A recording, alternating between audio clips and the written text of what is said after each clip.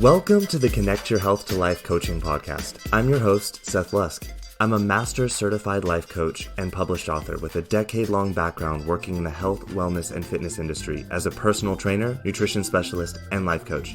If you're anything like me or the clients that I work with, then you might be struggling with some confidence issues or struggling with feeling like you're not living your most fulfilling or authentic life. You may be trying to figure out why you have these amazing desires for what your most fulfilling life would look like, but you can't seem to create consistent action in your life to reflect those desires. So join me as we dive in deep on what it means to truly live a fulfilled and authentic life from the inside out. We're going to look from the perspective of an empowered mindset and uncover some of the reasons why you might be what's holding yourself back from living that most fulfilling life. But don't worry, this isn't about blame, guilt, or shame. This is about empowering you to see. I'm going to break through some of the biggest illusions and myths that we've all been taught to believe along the way. And I'm so excited to have you with me on this journey. So my only question for you is, are you ready to start living your most fulfilling life once and for all? Then let's get started, shall we?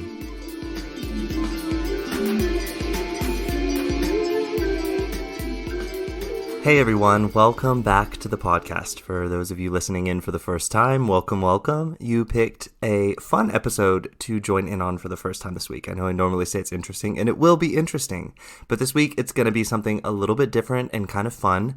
So we're talking about accountability today. And the reason why I wanted to talk about this topic is because I feel like it is greatly misunderstood by the self-help community and by a lot of people who get into personal development and personal growth. And so many people out there are using this system of accountability partners.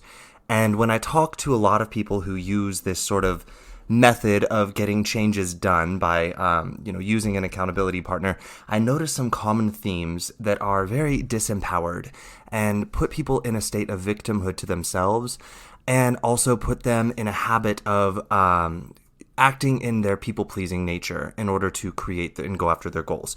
And so I wanted to address this.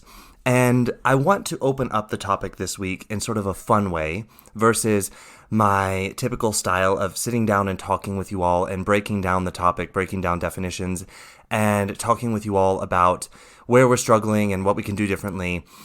And I'm not saying I'm not going to do that. I'm actually going to do that. But to introduce the topic today, I decided I wanted to do something a little bit different because I polled a bunch of friends, I texted a bunch of friends to ask them about this concept of accountability and if they use accountability partners and why and how they use them and what feels important about it. And the vast majority of people that answered me back gave me very stereotypical, the answers that I expected to receive, that it's easier to disappoint themselves than to disappoint someone else, or answers along the line of, oh, if I don't have someone holding me accountable, I won't do it. I need someone to make me do it. I need to, I'm worried about what the other person, I need to be worried about what the other person will think about me in order to get it done. And these were the common answers. And one of my friends who also works in the field of psychology, she's studying right now to get a master's in psychology. She gave me an answer very similar to how I approach accountability. And she's a good friend of mine here in Zurich. And she's also from the US, just like me. So we're both American expats living here in the city of Zurich, Switzerland. And when she gave me her answer, I was like, Jay, I need you to come on the podcast with me and let's have a discussion about this live in front of my audience. Well, not live, but recorded.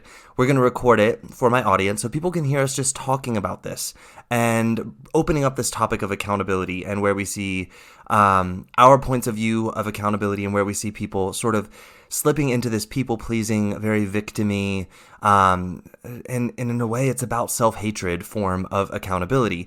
And we're going to talk about that today. So, guys, this is my friend Jay that's going to join us. You're going to love her. She's a lot of fun, super bubbly, fun person. We're just going to have a conversation. And you guys listen in. Any of you all who are interested in this topic, which I assume if you're listening today, you are interested, if you want to, hit me up with an email, or you can hit me up in the show notes and comments, or hit me up on social media, And let me know what aspects of this conversation really hit an interest point for you, because I'm going to be doing a second episode on accountability by myself where I break it down like I usually do.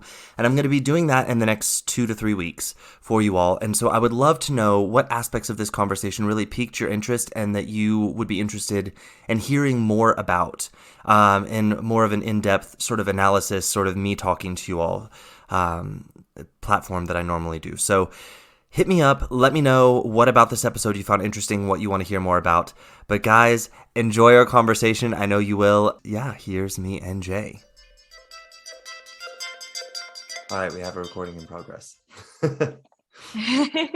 All right, everyone. Hey, I've got my friend Jay here. Jay and I both live in Zurich, Switzerland, but ironically, we're both from the US. She is from New Jersey, and I'm from, the Washington, D.C. area on the Virginia side.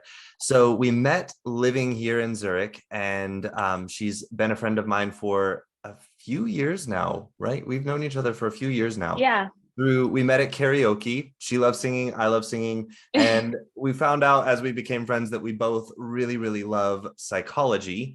And so yeah, I wanted to bring Jay on today to talk with you all, or to talk with me, and then you guys just kind of listen in, because we're gonna have a crazy conversation, I'm sure, about accountability. Crazy. Yes.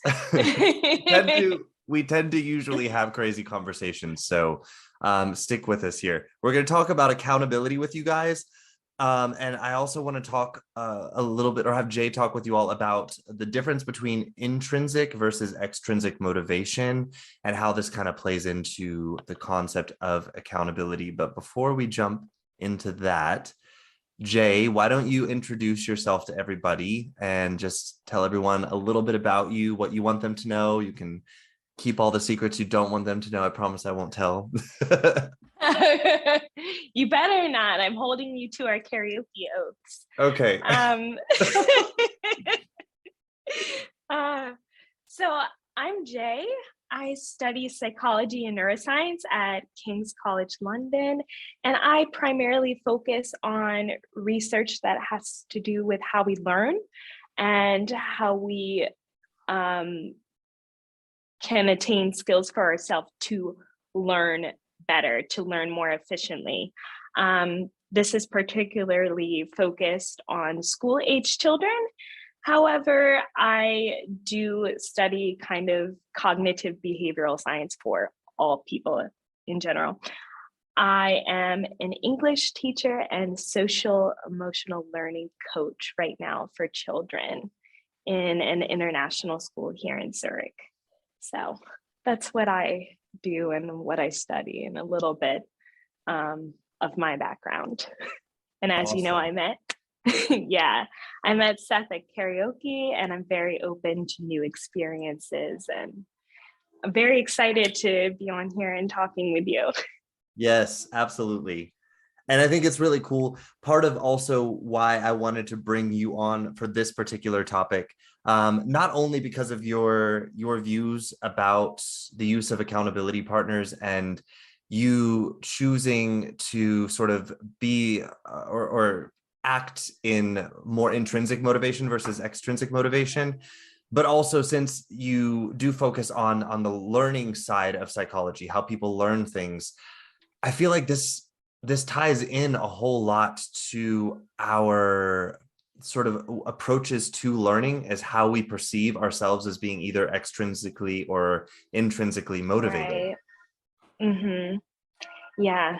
And it's about, I really feel that it's about how you choose to behave in the world is also a product of how you perceive yourself, but your behavior and actually what your own capabilities can be two totally different things. Mm-hmm. Yeah, when I was asking you about this earlier this week, guys, I texted so many of my friends this week, and we're this is what it's like to be a friend of Seth Lusk, is that you get these random text messages in the middle of the week where it's me asking you, hey, I know you're probably in the middle of work, but have this deep conversation with me right now. So I texted all of my friends and a lot of my family members, and I was asking them about this concept of accountability. and whether or not they use accountability partners, what they see as important about accountability or accountability partners. And so many people gave me like the same answers over and over again about how they use accountability partners because they are afraid to disappoint someone else, and that's a source of motivation for them, and that it's easier to Mm. disappoint themselves than to disappoint someone else. So they use these accountability partners. And Jay was one of the only people that texted back, and she was like, I don't really use accountability partners because I tend to, be more intrinsically motivated. And I was like, Yeah. we need to have you on the podcast to talk, because this is where I'm coming from too. So yeah, tell me, where do you see um accountability and accountability partners, this whole concept? How do you perceive this from your perspective? Yeah, I was just looking up our text conversation. It was funny because um you know what, until you actually wrote me that,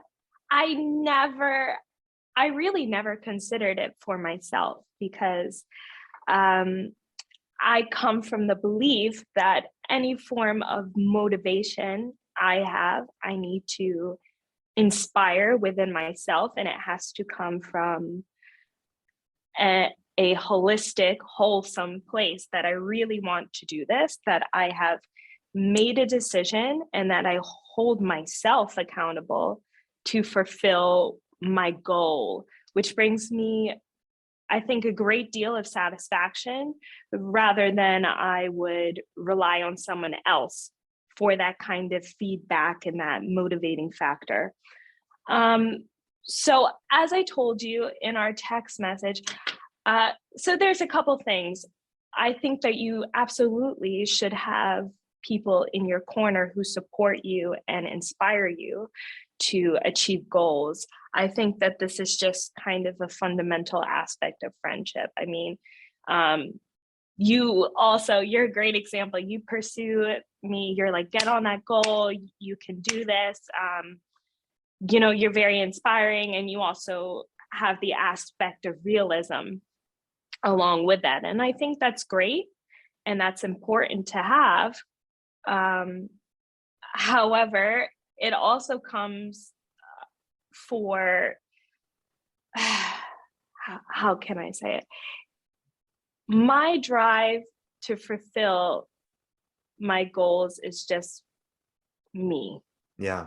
And even though it's great to have a friend supporting me doing that, um, If I wasn't it shouldn't make a difference. Yeah. Right, like if I wasn't supporting you, then you wouldn't like, oh well, Seth's not supporting me, so I'm not doing this, or if Right. exactly. Right. Because that must mean, in my opinion and in my mind and my life, I must not really want that anyway. And there's a problem with how I'm approaching my life, and maybe even my problems that I'm faced with and obstacles, that I'm limiting myself to think that I can't do this without relying on someone else as a crutch for me, as an emotional crutch. And I think that's really, you're literally emotionally debilitating yourself, I feel like, when Hmm. you have that kind of mindset that you need someone else. Yeah, exactly. This is something that I find people and our society as a whole sort of teaches us to do, is to be dependent on other people for so many different things. And one of those things being this whole accountability idea. And Mm-hmm. you know, as you said, it's not that I or you believe like having friends that you feel inspired by or challenged by, or even you feel motivated when you see them and hear them and you talk to them. But it all goes back to, eventually it comes back to, I'm the one that decides. And it's like you said, you use this word, and I love the fact, because I know you do that. Like, this isn't you just talking. Like, literally, I can speak for Jay. She literally is someone that it's like, if you tell her this is a good idea, and maybe you want to consider doing this, she will be the first one to be like, yeah, no, I'm not going to do that. she will literally just look at you and say, yeah, I can see why you believe that. That sounds like a great idea, but no, I'm not going to do that. And I appreciate that about you. I also appreciate the Yeah. fact that you see that when you are doing something, even if you've spoken with me about it or 500 people about it, you recognize that when you are doing it, it's because it's important for you and you are deciding to do it. Right. And I think that's a lot of the problem, and a lot of the problem potentially with social media is that we're so oversaturated with what, the perfect idea of life, and, everybody's kind of opinion of the ideal self. And actually, it should be, what's your ideal self? You as a person, as an individual, what kind of ideal self do you want to promote? And that shouldn't, your ideal self, your version of your best you, should not be dictated about how other people believe you should reach your goals, because then you're refining yourself and how you get to the goal, which is also, it requires change within you. It requires personal reflection, and it requires you to adapt your learning skills.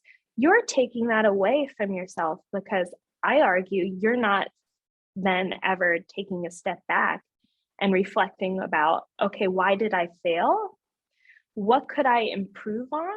Because you're having someone else in your ear telling you, oh, you did this, this, and this wrong, and this is what you can do better. And a big part of learning is knowing you did it yourself, and also working on the issue yourself, so you have further tools in your toolkit to help yourself. Yeah, That's yeah. self-efficacy. And one of the big things that I really love is Martin Seligman, and he's a major professor in psychology. He's award winning, and he has this resilience and grit, and positivity mindset. And one of the most important things about this realm of psychology is that you yourself have the power to be resilient and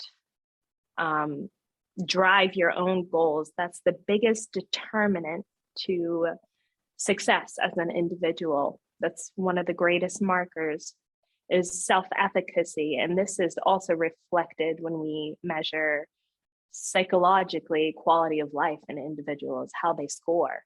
Mm-hmm. It is your own interpretation of how you are, Right. nobody else, how you are, because your markers can be two totally different things. How you measure yourself in comparison to your interpersonal concepts, like how you think Betty thinks you're doing in life, you're going to turn out so much lower on a quality of life scale. Sorry. But if you measure it about how you think you are in life, and also have this kind of positive mindset, you're going to score so much higher. Mm-hmm. Yeah, I feel like so many people these days are giving that power, that self-efficacy, away to opinions of other people, that they feel like, oh, I have to believe that about me. I have to. Mm. I feel like this is a conversation that I have regularly with my clients, is them feeling disempowered because they, hear someone else telling them how they perceive their life, and then they take this on as their own belief about themselves, versus it being like them looking at, Yeah. how do I want to see my life? What is, and the other side of this is they don't even know their own authentic goals in life, because their goals that they have are based on how they're comparing themselves to other people, and what they think other people think that they should want in their life. Right. And that's a great point because for me, and I think multiple studies show, you cannot have self-efficacy and accountability without authenticity. Mm-hmm. And part of that authentic mindset is being intrinsically motivated versus extrinsically motivated. And Yeah. Seth, I love this. So do you want to tell your audience what this is? What is? If, I'm not sure if they know intrinsic motivation versus extrinsic motivation, like the Yeah. definition. Yeah. So when we talk about intrinsic motivation versus extrinsic motivation, we're talking that these are terms used in the psychology community, but in the coaching community, this would be like what I constantly talk about when I talk about our self-image or our self-love or our self-care versus us looking externally or out in the world for our source of our view of ourselves, our source of our power, our source of motivation to change. So intrinsic motivation is basically my ability to know fully for myself and decide for myself with intention what it is that I want to create in this life. And then for me to look within myself and why these things are important for me and use those as my energy to draw myself towards my goals versus me looking outside of myself to other people and saying, okay, you tell me what is important for me in life.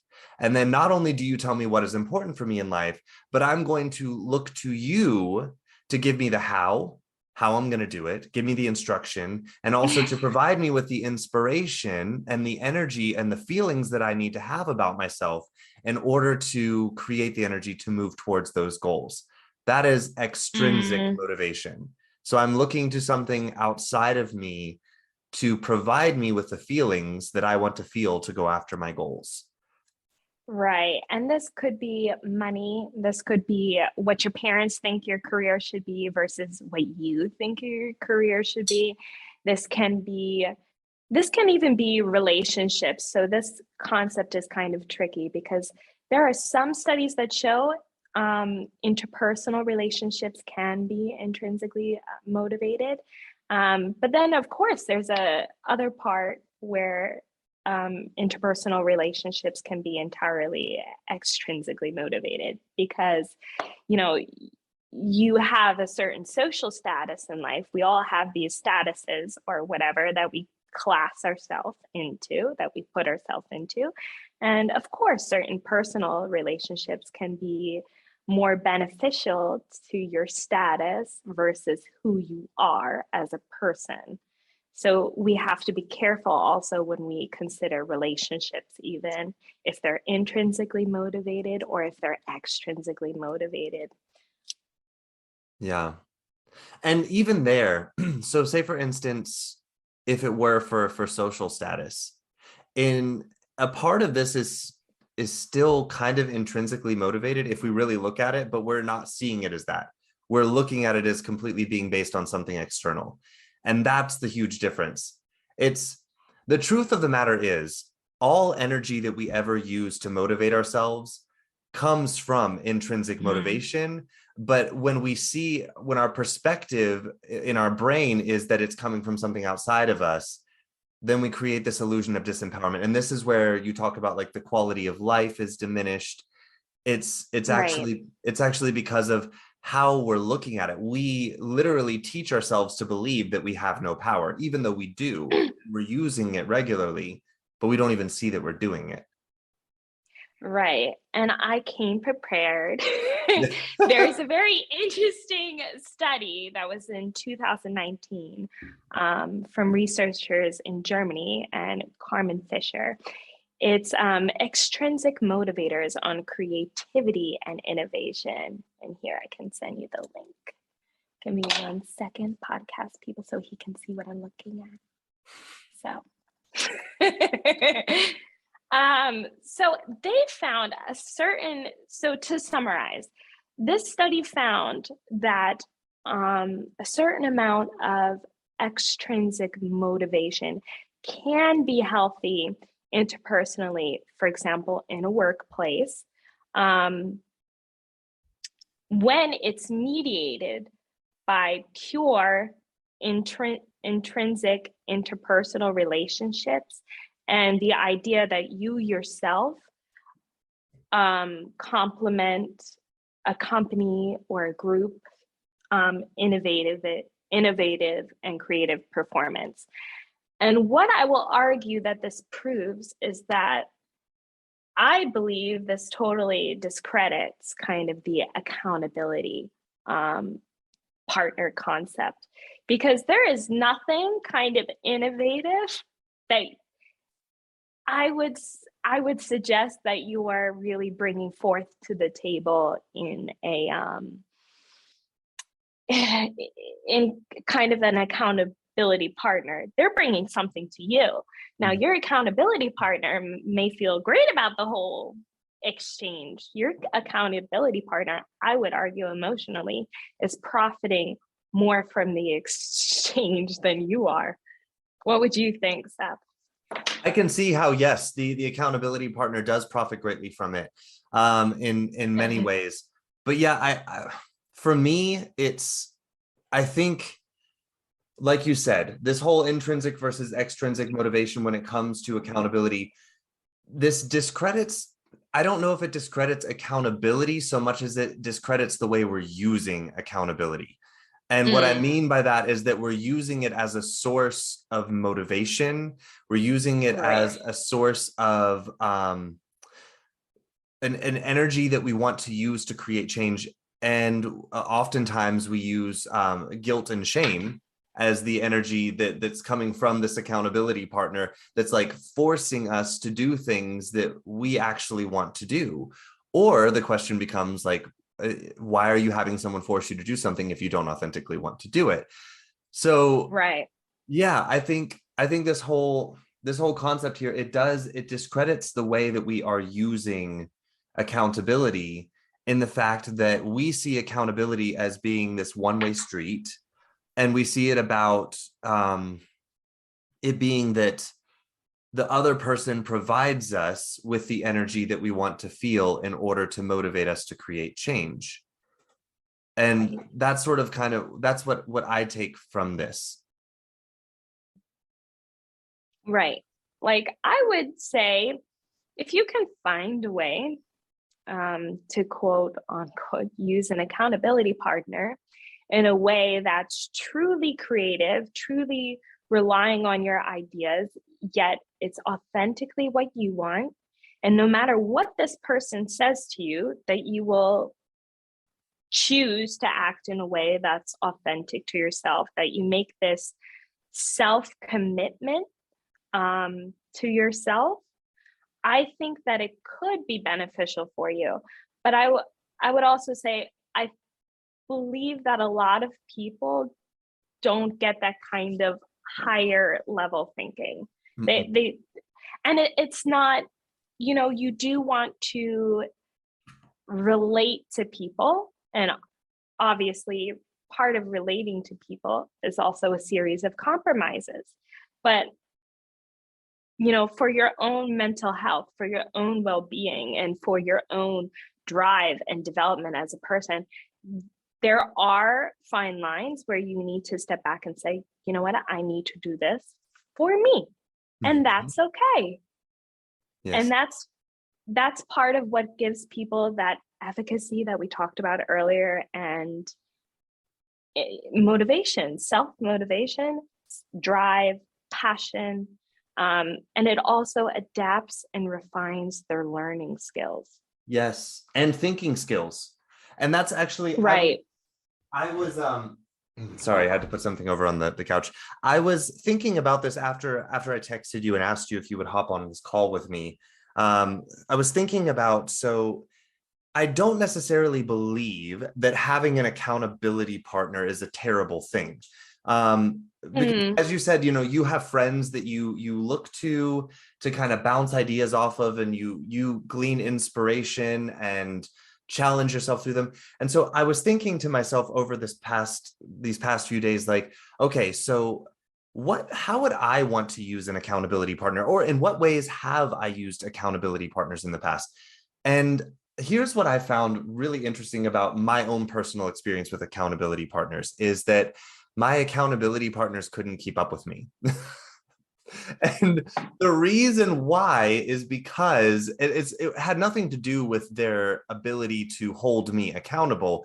It actually had to do with the fact Mm, that when I set goals for myself, and I tell myself I'm going to do something, the moment I start taking steps towards it, I'm learning more about what it is that I truly want from the thing that I'm going after. And right. so many times in my You're steps, developing. right. And so many times in my steps towards a goal, what I truly want becomes more and more clear. And then therefore the result of the action is going It to be a becomes little. refined. Yes, Yeah, exactly. And so a lot of times exactly. when I was talking to my accountability partners, I would go to them for these conversations, but not so that I could be like, oh, I did the thing that I told you to do here. Yeah, check it off the list and be proud of me.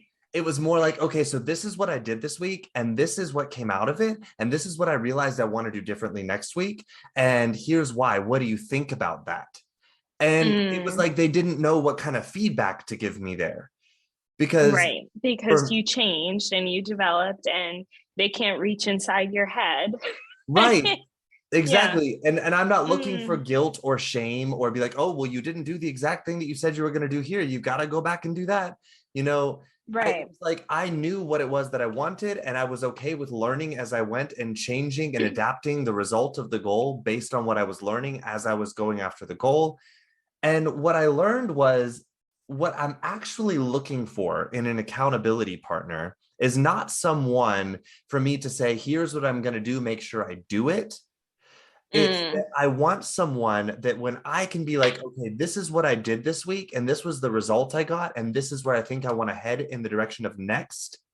I want right. someone to bounce these ideas off of so that they can offer me feedback that challenges my thinking and gets me. Right. Like a challenger. Yes. Exactly. Because I think that's part of the healthy aspect of growth is that you do need people. And I told you, I don't have anybody pretty much in my friend group that lasts a long time with a weak spine. Like I want you to challenge me. At the same time, I don't want you to challenge me in terribly unpleasant ways, but I do actually, I'm pretty open, as you know, with challenging viewpoints, challenging perspectives. Um, that's really healthy. You shouldn't have all the same friends who think the same as you, act the same as you.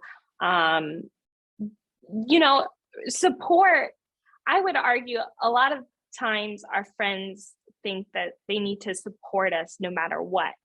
And I would argue that that's a lot of times um, them themselves also being fearful that if they are authentic to themselves and maybe tell you something that you won't want to hear, they'll lose that connection with you. Mhm. Um, I think that you have to worry about that with accountability partners. And I also think um, there's the opposite perspective of accountability partners, right? Like you a little bit touched on it just then, um, because you said you don't need someone to shame you. I do think accountability partners can be a very authoritarian role, Mhm. um, because someone is over you, adjusting what you should and shouldn't do. And we've seen in many different experiments in psychology, I mean, there's a list. When people are given that authoritarian aspect over you, it doesn't matter if you had a perfect relationship before and everything was sunshine and roses, suddenly they will act the part of your life manager. So be careful who you hand that role to because there are many personalities and it's just a human thing to do. I would argue all personalities are capable to kind of just adopt that role and become very authoritarian and very, very hard for you to kind of break free from Mhm. and keep the same relationship you had as maybe before. Right. So yeah, there are really two different approaches to this here. It's kind of like, okay, so if I were to tell someone, okay, I want to, so I'm an entrepreneur. You guys know this about me. I have my own coaching business. I've been doing this for 6 years now, and I can go to a friend, say Jay, and say I want to grow my business this year, and if I were to tell her like this is what I'm trying to do, these are the projects I'm working on, this is what I'm working towards expanding my business, Jay can take on two different roles here. She could take on the role of, the authoritarian sort of accountability partner that's like, no, you said Do it. you were going to do this by this time and you're not doing it, you're failing, you suck at this, come on, you gotta do better, Seth, come on. And then there's the other side to it, and this is what I enjoy doing as a coach, and the way that I hold people accountable is, taking the approach of, okay, this person has tasked me with knowing their goals with them and being a source of challenge along there. And I can take that as being, okay, so this is what you said you wanted to do. So tell me, how are you doing that right now? How is what you've done so far creating these things that you told me you wanted to do? How is it doing that? Tell me that. And as long as they can answer that, then I'm holding you accountable, because you're showing me right now how it is that you are showing up to do the things that you told me you wanted to do, versus it being about me being like, you're not good enough yet. You still haven't reached this goal. You said you were going to be making X amount of money by this date and you're still not doing it. So why didn't you try Yeah. harder? And, all of this like guilt and shame and sort of diminishing a person, versus it being Yeah. about, really challenging them to see how they are doing the things that they said they want to do, and how are they going to continue doing them in the path that they're in right now. Mm, yeah, exactly. And I also think that's as well, just different people's personality types and how they would support. Not all personality types are made for that kind of support or can offer you the best, probably, accountability partner that you could have. I know for myself, I'm a great motivator, but I'm a great person who does it self-wise. I'm not so good in an accountability role per se. I'm very good as a motivating person, but um I am one of those people who would be probably too authoritarian if I took on, per se, that specific role of holding someone accountable. And I have to, because I am very much in control of my own life, and also aspects that I would say play into my life. Like Seth mentioned, I'm very much a person who can hear a person and respect them and respect their opinion, but I'm doing what I want to do. And I would be very nervous that I would take more on the authoritarian role, which is why I'm never going to be a police officer or anything like that that requires intense baton whirling and everything like that, because I know that's not my niche. And even with the children in school, I say all the time, you can do it yourself. You have got this. I 100% believe in you. You can do it. And when they tell me, no, I can't past a certain point, I ignore. And a lot of people, that's the funny thing, don't believe even it starts in childhood, where, there is a certain amount of to be there for a child. You have to be, because you want them to feel safe, you want them to feel nurtured, and that starts from your childhood, that you kind of develop this safe space.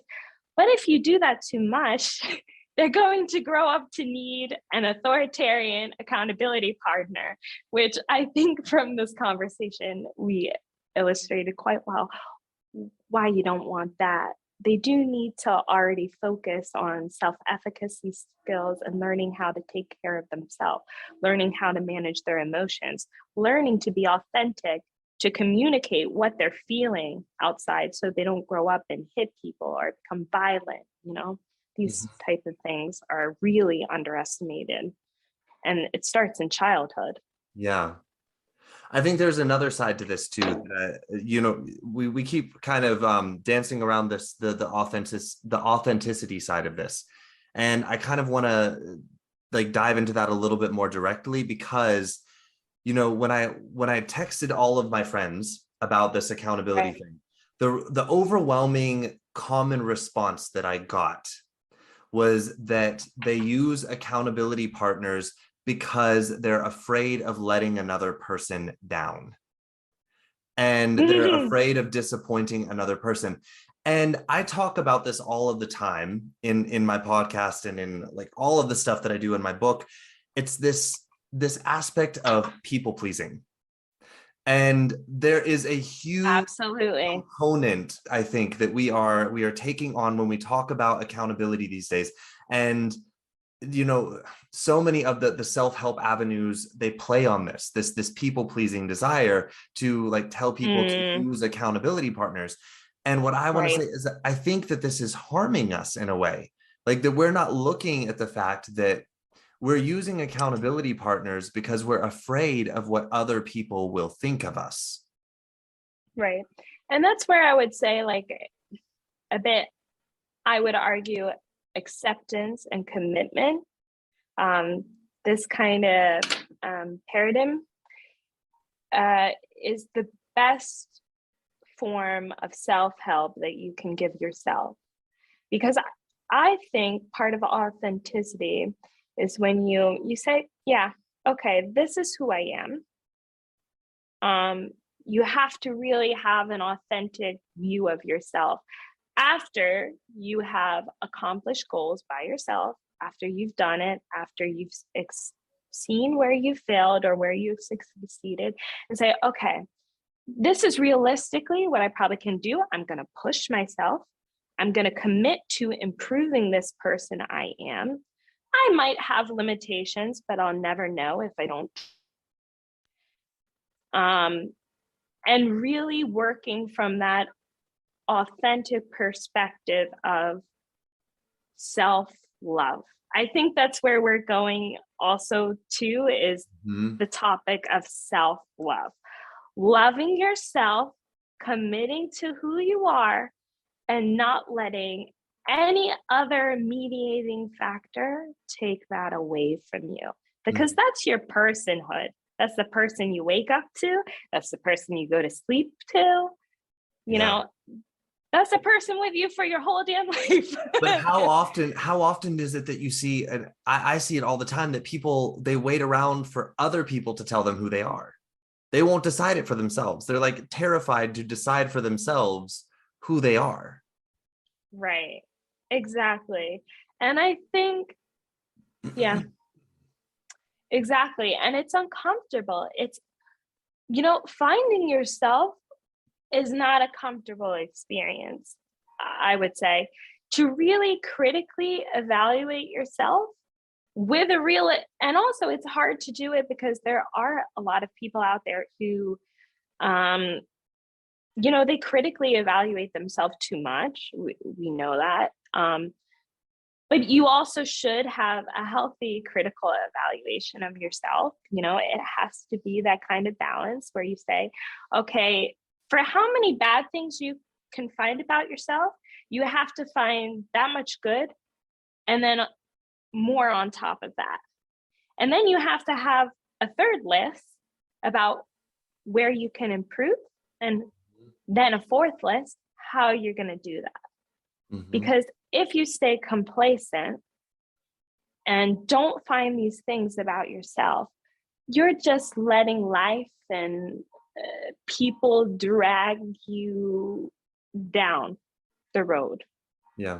You're just kind of kicking the can until you get to your deathbed. And, by then you are who you are.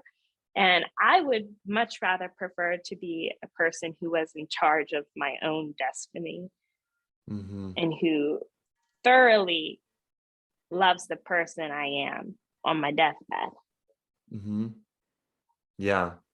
But in order to do that, we have to be willing to decide for ourselves who we are, even if other people don't understand it or see it, and being willing to own that and believe it. And in believing, we take action when we believe. So we act in behaviors that express that person that we know we are, even when other people don't understand it, even when other people don't see it. And I think that there's this, this aspect of the, when it comes to accountability, where I see people falling apart when it comes to this, is that, it's like they want to believe who they are. They want to express who they are, but then they're afraid to own it. They're afraid to truly believe it. There's that part of them that wants that external validation that it's true, and they seek that through, I'm going to tell this person that this is what I'm going to do. And really what we're doing is an expression of who we are. It's who we already are. We're just figuring out how we express it in the world. And I think a lot of people believe that the action determines whether or not they are that. And so they're waiting for the other person to perceive their action and be like, oh yeah, congratulations, you get the gold star. You're now allowed to believe that this is who you are, versus it being the other way. Right. This is even like with toxic relationships. And, you see it, the person doesn't want someone. Let's say Billy doesn't want Gina. But Gina thinks if she just loses some weight, does her makeup a little bit different, acts this and this way, that suddenly Billy is going to wake up and have a realization, be, wow, holy cow, you are those things. Here, let me tell you how much of an idiot I am and how much I've missed. And then Gina goes, oh, wow, I must really be that now because he said it. Yeah. But she didn't, she was pretty before, she was smart before, she was worth all of those things. It's just that, pardon my French, Billy was an asshole. That's it. That's what happened in that situation. It was nothing wrong with Gina. It's just that Billy was not the person for her. Billy didn't see her value. Because maybe all of those things are better. Maybe Gina's happy with the new improvements to herself. But did it come from an authentic place? Now Gina knows that she's got to do this, and that to keep that, because he didn't see the value in her before. Right. Does that really feel good? No, I don't think it does. If you know that a person doesn't value you for who you are, no matter if you change everything and suddenly they wake up and they say, oh, I value you, you always know you have that sitting deep in your subconscious. Yeah.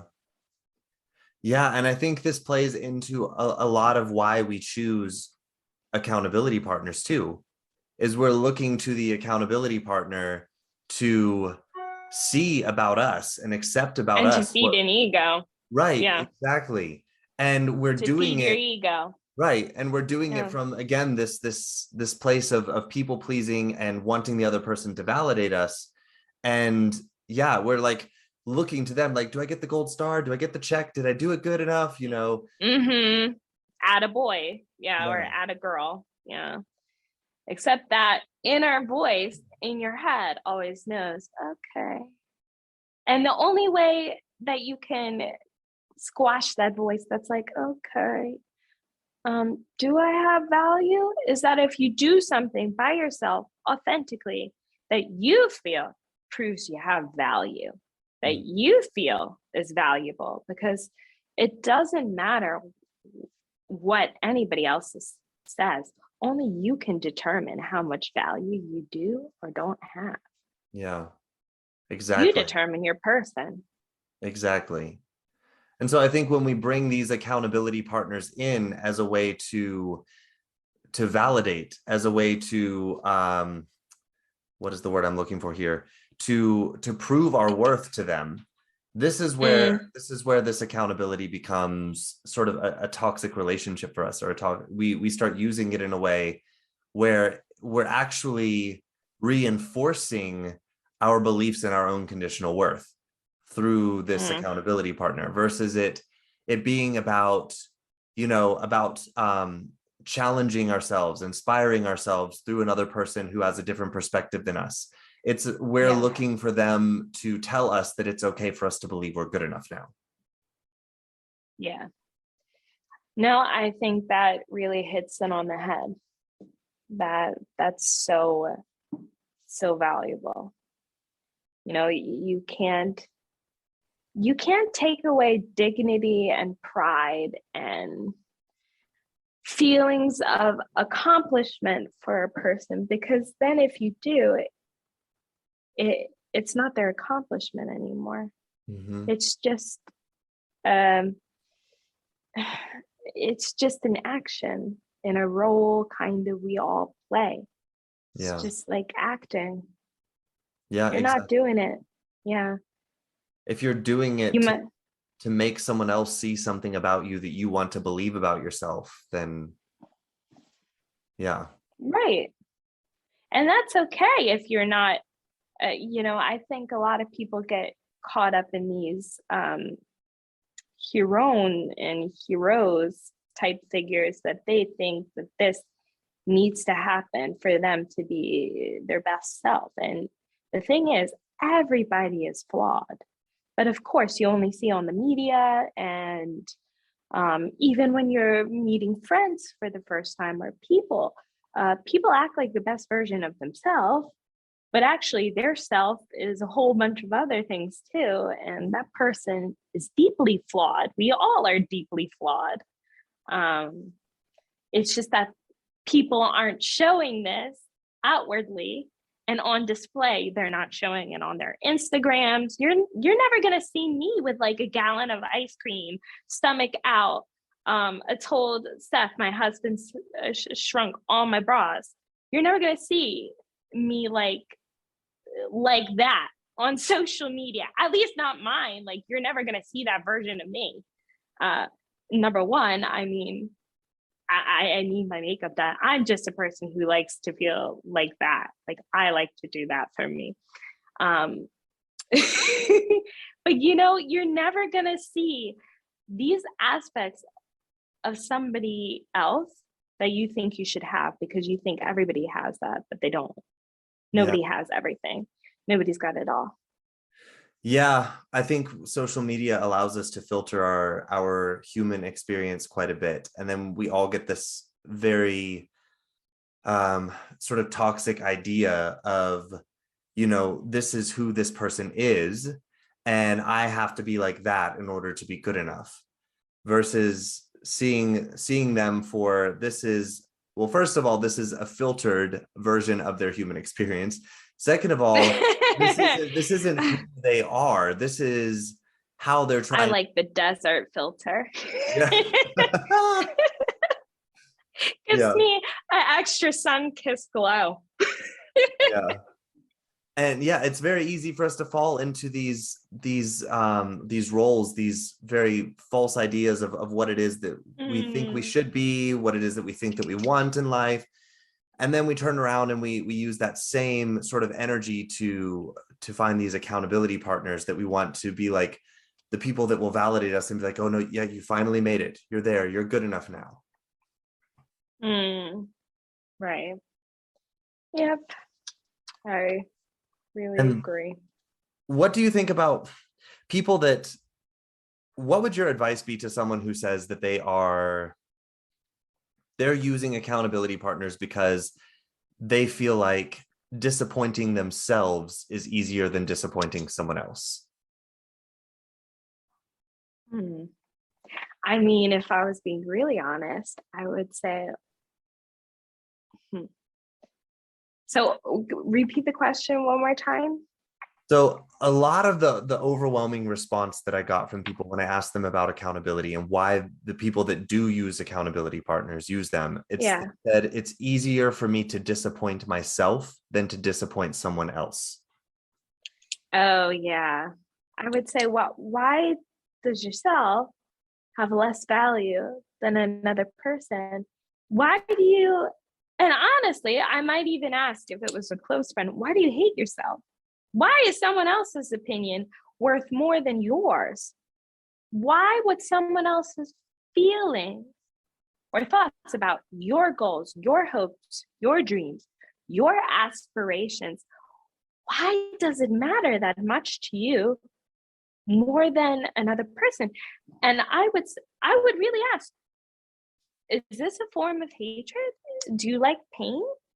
Because I imagine if I lived my life like that, that would be quite painful. Because if I'm constantly working towards other people's expectations about who I should be or what about my own expectations about myself? What about my expectations about the people in my life? You know, if someone else is always saying their expectations, but then I'm being silent and just obedient, what am I getting out of this relationship and these kinds of interactions? Yeah. That's just setting yourself up for, I think, a series of pain and suffering. And like you said, it's a lack of self-love. Yeah. It's a lot of using this away from energy instead of toward energy. You know, like you said you said you would ask them, do you really hate yourself that much?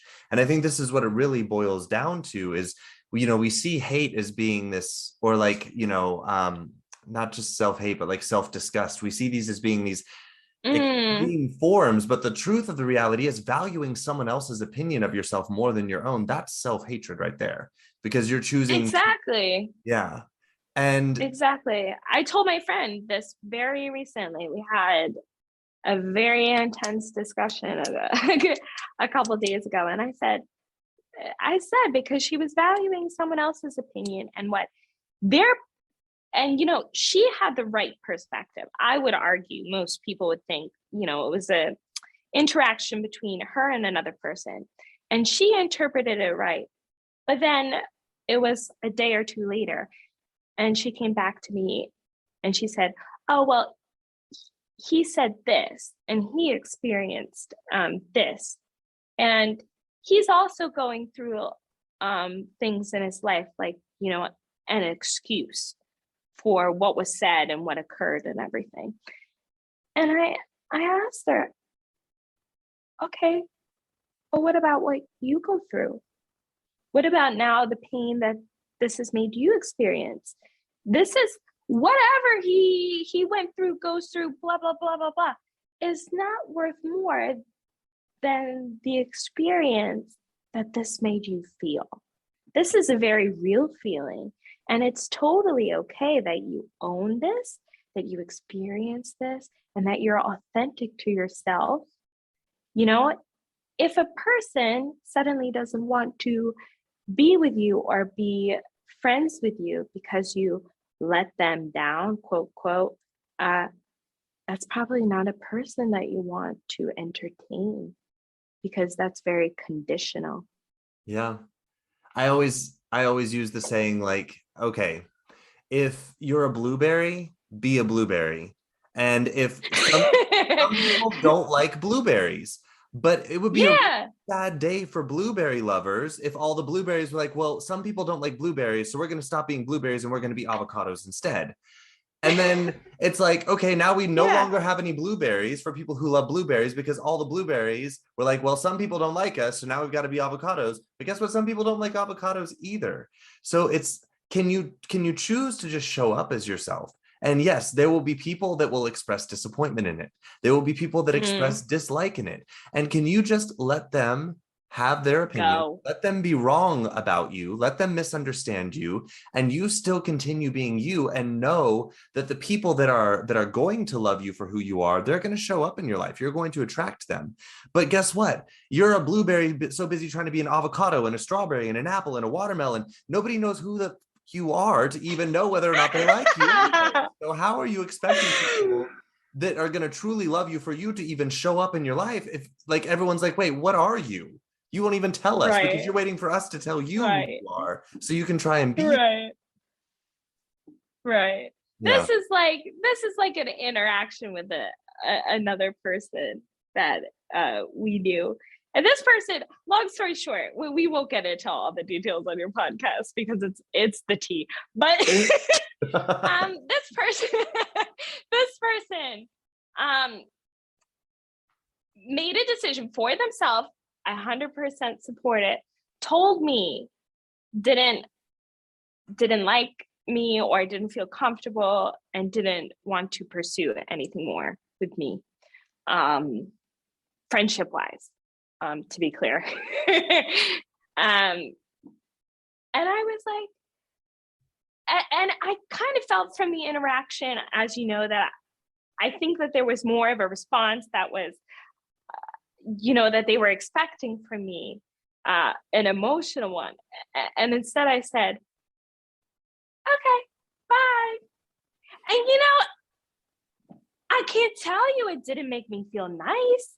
I can tell you that I was like, why? I was really confused by it. I was, but then I took a step back and I realized like, if a person already this early attributes this, or this wrong about me, or is not open enough to also compromise and like so quick to, I would say, like let go or X out someone, this is not a person for me, and I think that's also a danger, to get back to our topic too, like of accountability partners, because if you give someone all that power in kind of your relational dynamics, how are you to know actually when you don't like, and this is also like the authoritarian concept, what they're doing or what they're deciding for you, or if they're kind of subtly manipulating you? How can you have that kind of, I feel like, healthy objectiveness about it all? I really You think have, for most yeah. people, they don't have that. They don't have that objectivity.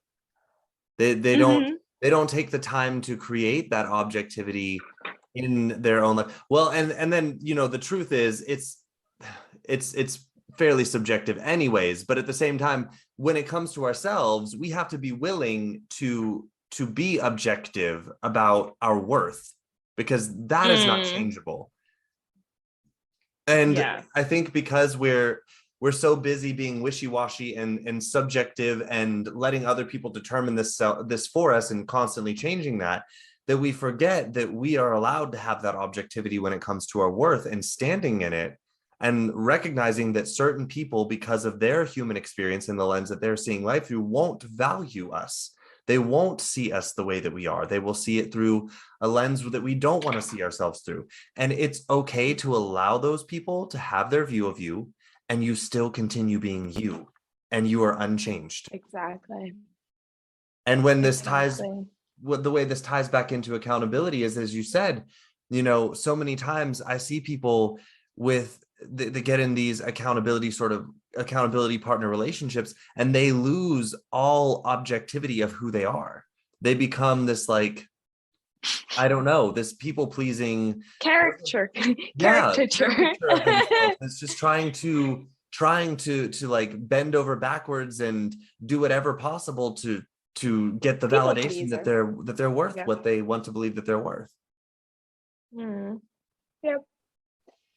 Yeah, I would say that. And then I would also say that once we start doing that, and if you catch yourself doing that, immediately stop.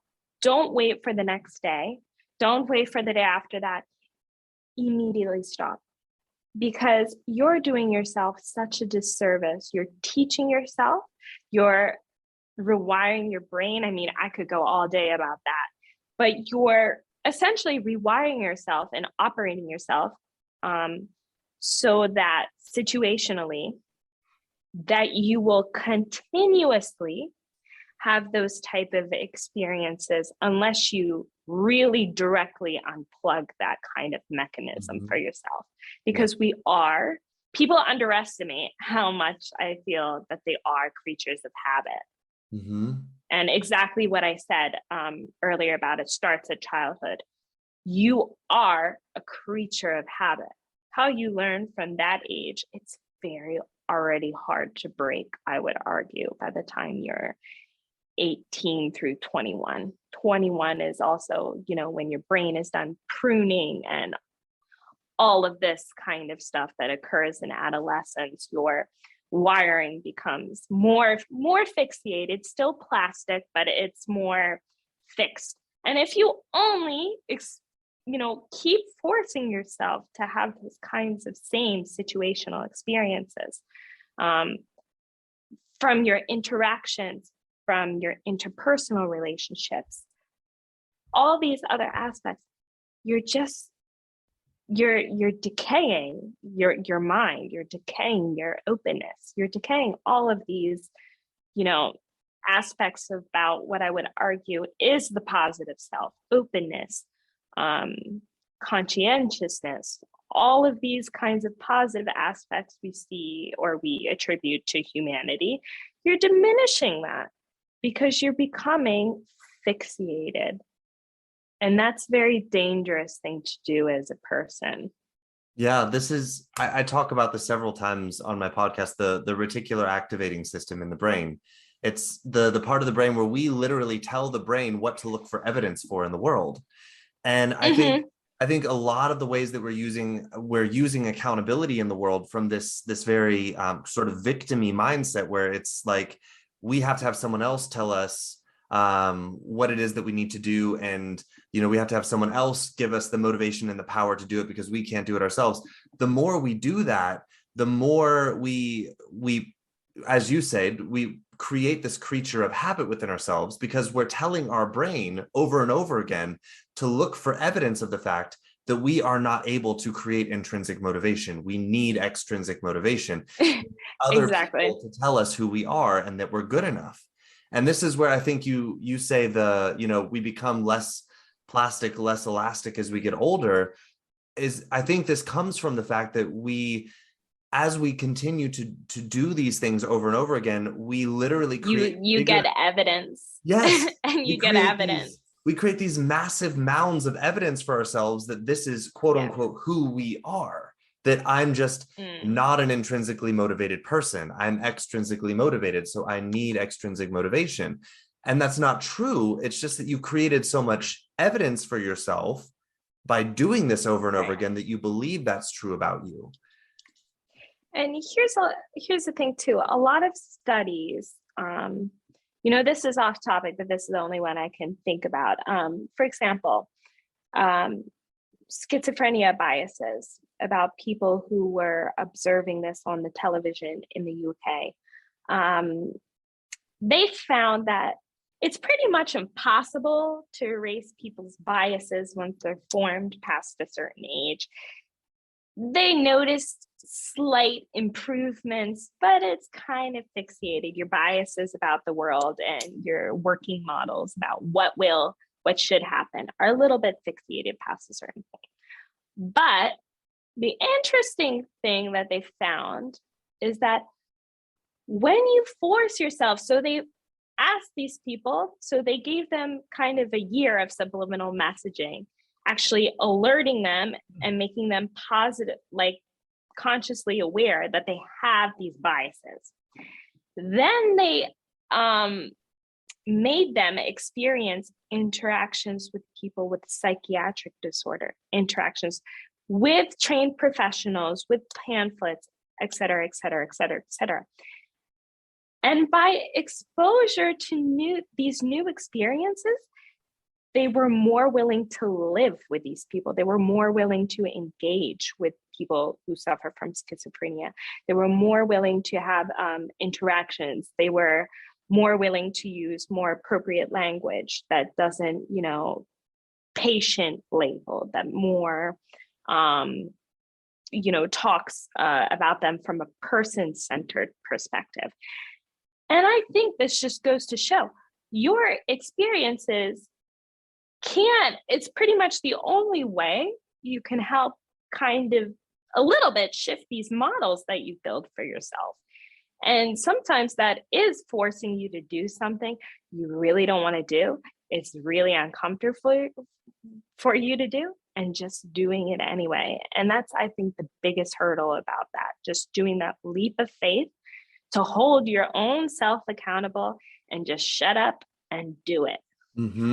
Instead of waiting for that that fear of shame or guilt or Yeah. disappointment as being the motivator for doing the thing, instead of trying to avoid that discomfort to do the thing, you choose, okay, this is unfamiliar, this is uncertain, I don't know what's going to come out of it, but I'm going to practice courage and I'm going to step into it anyways. And creating that pattern of intrinsic motivation and power versus waiting on something external that you're afraid of to try and get away from to force you to do the thing. Yeah. Absolutely. So Absolutely. we've been talking for quite a while now, and I'm sure we could go on and on for hours. Anything we could. It's so interesting. Yes. And I really think, I feel like there's so much more we could talk about here. Like, really, this is such a massive topic, and it ties into so many different areas of psychology. We should have a table talk. Yes. Do you have any sort of closing thoughts or words for people before I let you go and get back to your day for my audience? I would say, just if you really feel you need to have an accountability partner, I would already work on your internal working model of even labeling them an accountability partner. Just, I would label them like an alternative perspective partner, because I think the minute you already adjust a little bit to relabeling them in your mind and their job role, reworking that you can get more positive aspects about this kind of concept, but you're taking only the positive aspects I would consider about an accountability partner. Is getting perspectives from another person so you yourself can innovate that and make your goals pop, like make your goal setting more realistic, or you can either actually take their idea, innovate it for yourself so you achieve the goal. Yeah. Because at the end of the day, it's not about them, it's about you achieving your goal. Absolutely. And by all means necessary.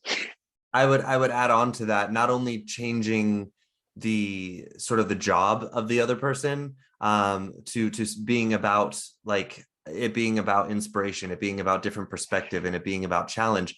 I would also, if you feel the need for an accountability partner, and as a coach, I tell my clients this from the beginning, that I will be their quote unquote accountability partner, but we make an agreement in the beginning that the goal is that they will not need me anymore to be their accountability partner. That is the goal of me being their accountability partner, is that I want them to learn how to hold themselves accountable.